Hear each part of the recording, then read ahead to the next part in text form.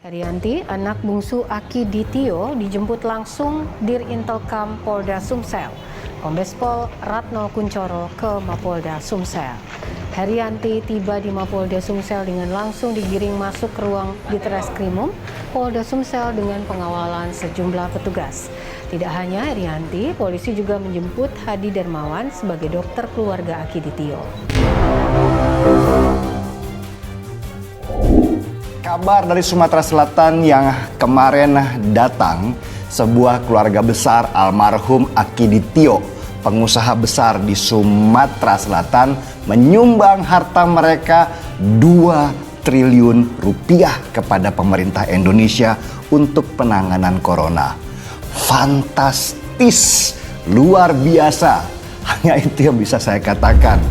2 triliun rupiah itu bukan jumlah yang sedikit loh, itu sangat besar. Sumbangan dana penanggulangan COVID-19 untuk Sumatera Selatan membuat heboh. Pasalnya dana yang disumbangkan mencapai 2 triliun rupiah.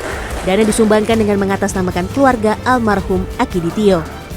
Saya sampai sekarang aja nggak paham dari mana asalnya kebencian terhadap etnis yang berbeda itu. Dan seremoni penyerahannya dilakukan di depan media, diterima oleh Kapolda Sumatera Selatan. Apakah keluarga almarhum Aki Ditio itu ria sehingga harus pamer sumbangan 2 triliun rupiah? Saya rasa enggak. Itu hanya supaya masyarakat tahu jumlah sumbangan yang diberikan supaya tidak dikorupsi kalau diserahkan diam-diam. Kalau mau sombong, seharusnya keluarga Aki Ditio pamer mobil mewah seperti yang dilakukan oleh orang-orang yang mengaku kaya dan butuh pengakuan dari orang lain kalau dia kaya.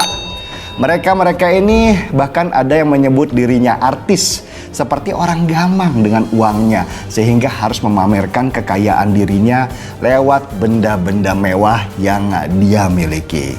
Herianti, anak bungsu Aki Ditio, dijemput langsung Dirintelkam Polda Sumsel. Kombes Pol Ratno Kuncoro ke Mapolda Sumsel. Herianti tiba di Mapolda Sumsel dengan langsung digiring masuk ke ruang Ditreskrimum Polda Sumsel dengan pengawalan sejumlah petugas. Tidak hanya Herianti, polisi juga menjemput Hadi Darmawan sebagai dokter keluarga Aki Ditio. Sedangkan bedanya almarhum Bapak Aki Ditio itu, bahkan saya searching namanya di Google, itu nggak ada berita tentang beliau. Saya hanya tahu kalau beliau adalah pengusaha sukses asal Aceh. Selebihnya sama sekali nggak ada pemberitaan tentang dirinya. Itu menunjukkan almarhum sangat humble, tidak ingin diketahui orang banyak, apalagi memamerkan harta bendanya ke publik yang mengakibatkan jurang kecemburuan sosial semakin besar.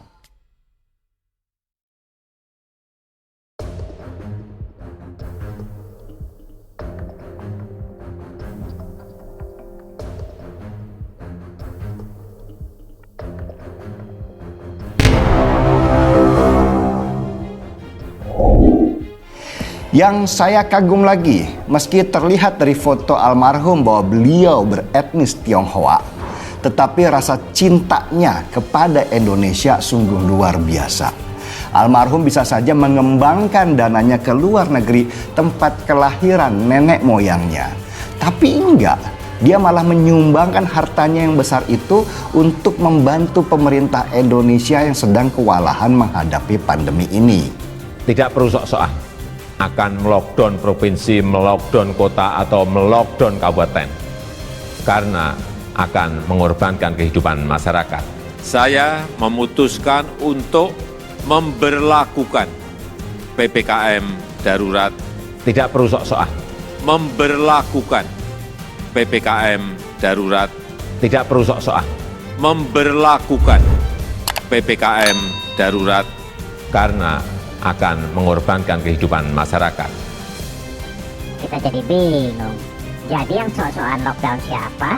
Yang mengorbankan kehidupan masyarakat siapa? Coba kita simak apa alasan untuk memberlakukan PPKM darurat. Seperti kita ketahui, pandemi COVID-19 dalam beberapa hari terakhir ini berkembang sangat cepat karena varian baru yang juga menjadi persoalan serius di banyak negara. Jadi, alasannya karena kasus COVID dalam beberapa hari terakhir berkembang sangat cepat.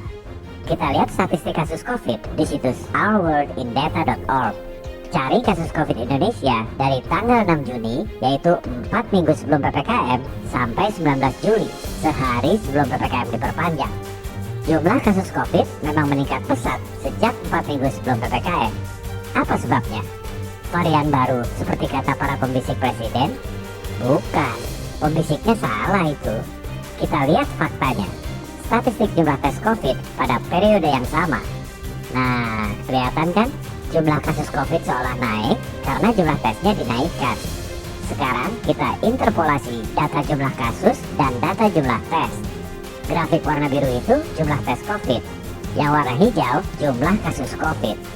Terbukti jumlah kasus COVID itu paralel dengan jumlah tes COVID. Artinya, kalau dari awal jumlah tesnya sebanyak sekarang, kasus COVID juga sebanyak sekarang. Jadi sebenarnya nggak ada lonjakan kasus COVID, yang ada lonjakan jumlah tes.